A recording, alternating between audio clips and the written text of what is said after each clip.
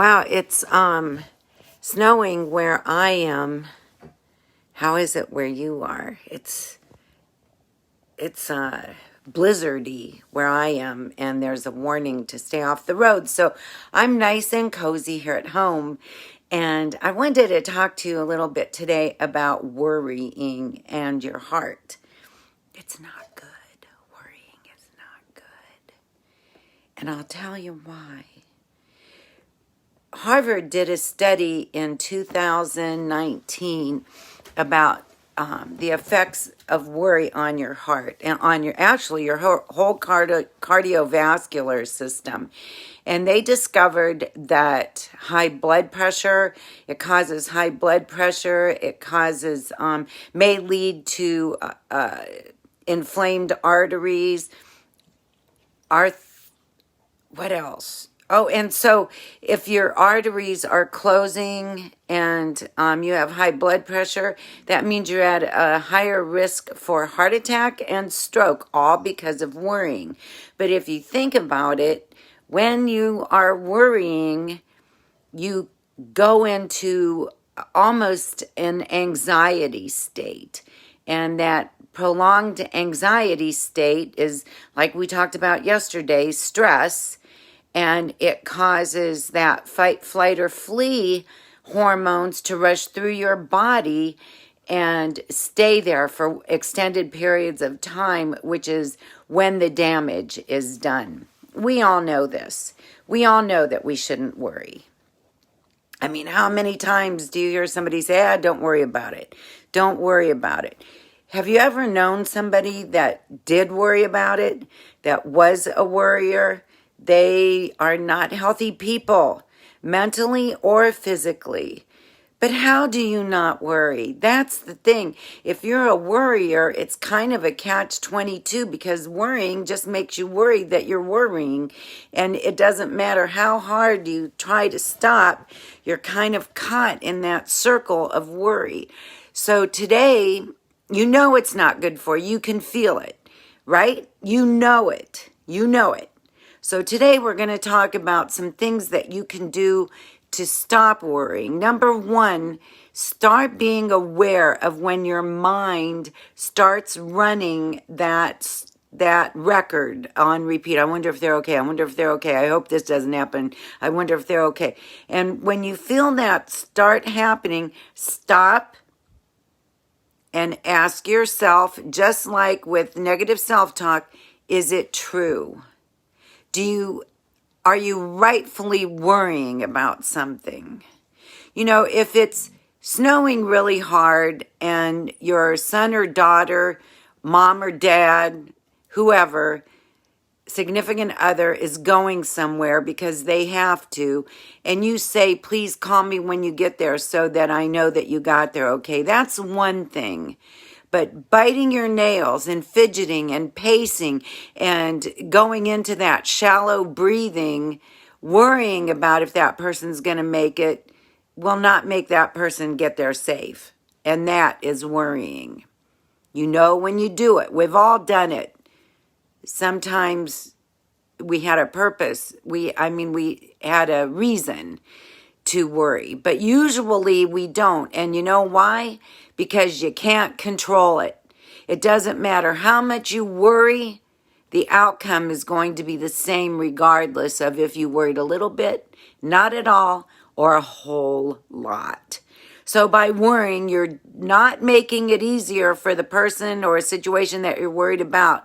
You're making it bad for you. So that's the reason why you need to stop worrying. So anyway, so the first step always is to be aware of when you start worrying. Nip it in the bud. It's the same with negative self-talk. Nip it in the bud. I'm starting that worrying thing, and take 3 deep breaths. In through your nose and out through your mouth.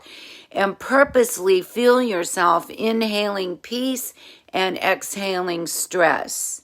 Inhaling not worry, and exhaling that worry, getting it away from you, getting it out of your body, getting it out of your mind.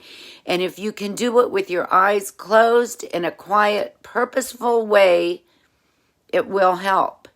If you do 3 deep breaths and it still doesn't help, then you need to sit down and just calm yourself down and start thinking about something else, which brings us to step number 2, or thing number 2. So number 1, calm yourself down by taking some deep breaths. When you feel your heart racing, when you find yourself taking those very shallow breaths, that means you're going into fight, flight, or flee. Stop it. Stop it. By sitting down, standing up, whatever, and taking those 3 really deep breaths and asking yourself a question. The question is, am I doing any good by worrying about this? Chances are the answer is going to be no. Okay. Second thing you can do is to close your eyes and picture yourself somewhere safe. You can create an anchor for yourself. You can do this in meditation as well. You can do it in prayer as well. And just sit down, take your deep breaths, and picture the best case scenario for that. Whatever you're worried about. The best thing that could happen. Now, doesn't that make so much more sense than going through all the bad things in your head that could happen? Because if manifestation is true, if what we think about, we bring about, why would you bother wasting your time thinking about all the bad things that could happen when it's just as easy and much more beneficial and feel better to think about best case scenario? You can call it optimistic. I like to call it realistically optimistic because it makes you feel better, and knowing that good is going to happen makes you stop worrying. Hey, I hate when my dog scratches. So that's number 2. Taking yourself to a safe place, eyes closed, and picturing all the good things that could happen instead of dwelling on the bad. Okay? Got that? The third thing that you can do, Harvard proved this in a study that they did about worrying and what it does to your body, that you can, if you stop worrying now, it's kind of like quitting smoking. The damage that you have done to your cardiovascular system, if you can turn it around, turn around your worrying, can be repaired. Your body can repair itself. So it's really important that you start doing this like right now. The third thing is to feel your blood going all throughout your body. Take the focus off the worry, put it on your body. So in that calmness, you can close your eyes and feel the blood going all throughout your body. Just focus on your breath and your blood circulating. That's so easy to do. And it really focus on it, and it will take your mind off that worry. Now, there's 2 other things that you can do that are fun and very simple. You don't need to have any tools. You don't need to have any special equipment. You just need your body and your mind and your spirit. Smile. If you're really worried and you smile, it immediately takes that worry away. Even if it's a forced smile to begin with, smile. Or watch or listen to something that's going to make you smile. Take your mind off of that worry. Redirect it. Right? That's another really good thing. Journal. Another really good thing is put some music on really loud and dance. Worrying too much also leads to depression. Well, and now, this day and age, you don't want to be depressed. We've been locked away for quite a while. And I'm sure that a lot of people are suffering from mild depression. No one else is going to snap you out of it. You have to snap yourself out of it. So do things for yourself. Do things that make you feel good. If you're worried, do something that occupies your mind completely and will take that worry away from you.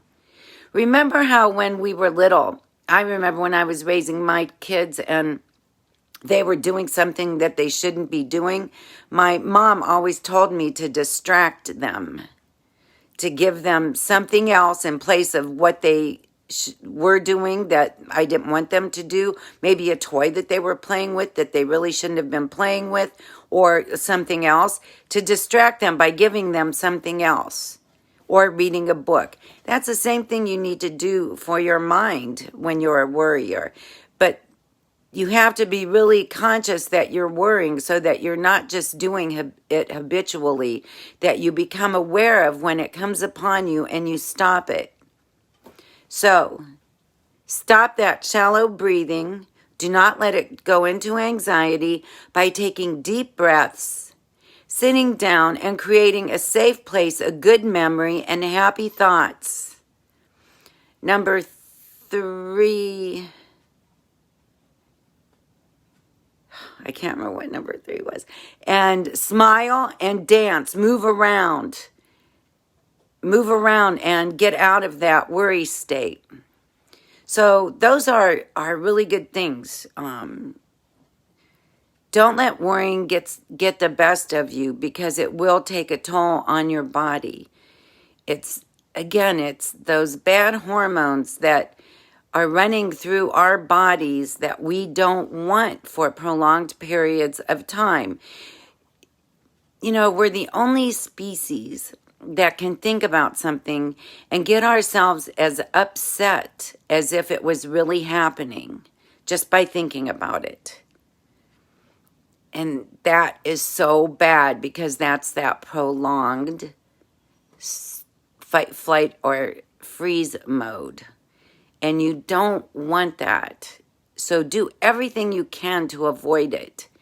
We've been talking about heart health, how to take care of your heart from a physiological and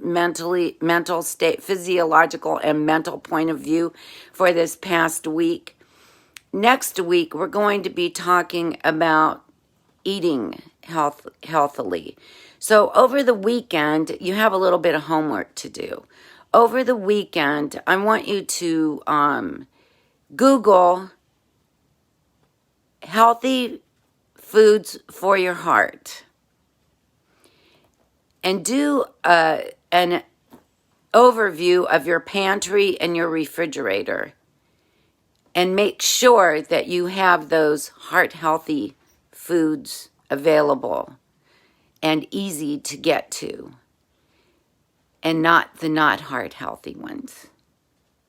So that's your little bit of homework this weekend. It's not very much, but we're really focusing on our hearts because they're so precious to us, and they work so hard without us even thinking about it.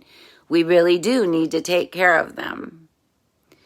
I'm not going to be here tomorrow or Sunday, but I'll be back on Monday, and we're going to start talking about heart health and nutrition. Love you. Have a really good weekend, and be kind to yourself, to your heart, and don't worry. Be happy.